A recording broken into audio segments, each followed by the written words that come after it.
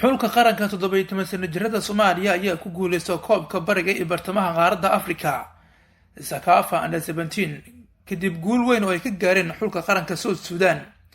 Soomaaliya ayaa bilowga ciyaarta la hormartay gool uu dhaliyay weeraryahanka aan innaba caadiga ahayn ee aan la qaban karin Cabdi Xaafid oo ahaa ciyaaryahankii dhaliyay goolkii guusha ee kulankii hore. waxaana qaybta hore ciyaarta lagu kala nastay gool oo ay Soomaaliya ku horkacisay. qaybta labaad ee ciyaarta xulka qaranka South Sudan ayaa iska soo guday goolkii lagu lahaa waxayna ciyaarta ka dhigeen 1-1.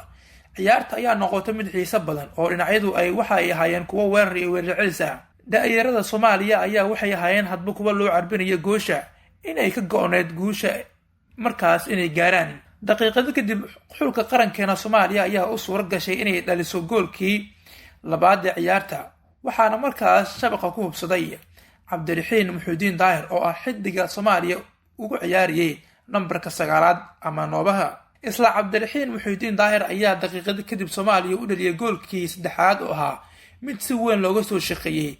ciyaartooyda Soomaaliya xulkana ay isku soo dhiidibeen wadnaha jaray taageerayaasha iyo xidiga xulka qaranka South Sudan maadaama rajadoodii ay ceel ku dhacday.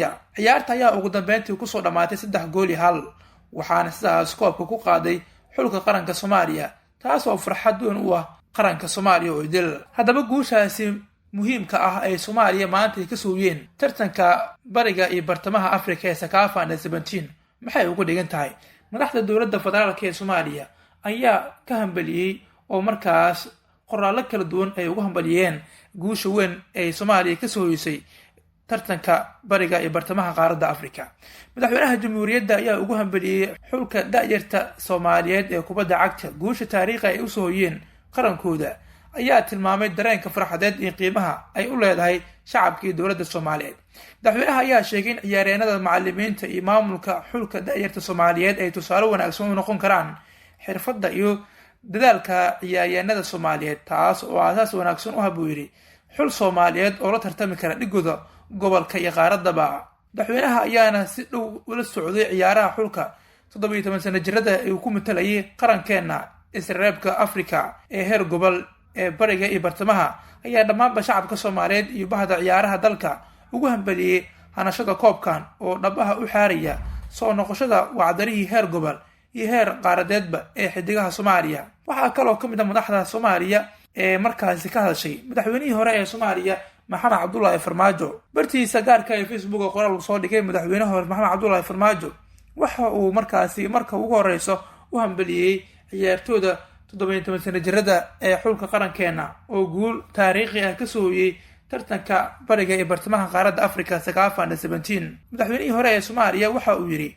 hambalyo guusha ay soo hoyeen xidigaha 17 sano jirada ee xulka qaranka Soomaaliyeed ee tartanka da'yarta bariga ee bartamaha Afrika ee Sakafa. dhalinyarada Soomaaliyeed waxay leeyihiin hibo adkeysi iyo karti ay kaga tilmaaman yihiin dhigooda caalamka. sidaas awgeed waxay mudan yihiin in niyadda loo dhiso mar walba la garab istaago. waxaan ku bogaadinayaa maamulka macallimiinta iyo ciyaaryahanada xulka kubadda cagta guusha taariikhiga ah ee ka sooyeen tartanka bariga ee bartamaha qaaradda Afrika ee Sakafa under 17. ra'iisul wasaarihii hore ayaa ka mid ah Maxamed Xuseen Rooble, ra'iisul wasaaraha imika talada hada Xamse Cabdi Barre iyo guud ahaanba madaxdii hore sida ra'iisul wasaarihii hore ee dalka Xasan Cali Kheyre, madaxweynihii hore ee Soomaaliya Shariif Sheekh Axmed. Soomaaliya guusha ay ka gaareen tartanka qaaradda Afrika bariga ee bartamaha wuxuu noqday mid markaasi tusaale mug weyn u leh guud ahaanba Soomaaliya. dabaaldegyo waaweyn ayaan magaalada Muqdisho ka bilowday, rasaasta ayaan isqabstay oo loogu dabaaldegayay. waxaa la filayaa in maalinta birita ah hadduu Bahrain ka noqdo garoonka diyaaradaha Dancadde laga soo dejiyo koobka markaasi da'yarta Soomaaliyeed ee 17 sano jirada ay ku soo guuleysteen. munaasabado waaweyn oo lagu soo dhaweynayo ayaa durbaba laga dareemayaa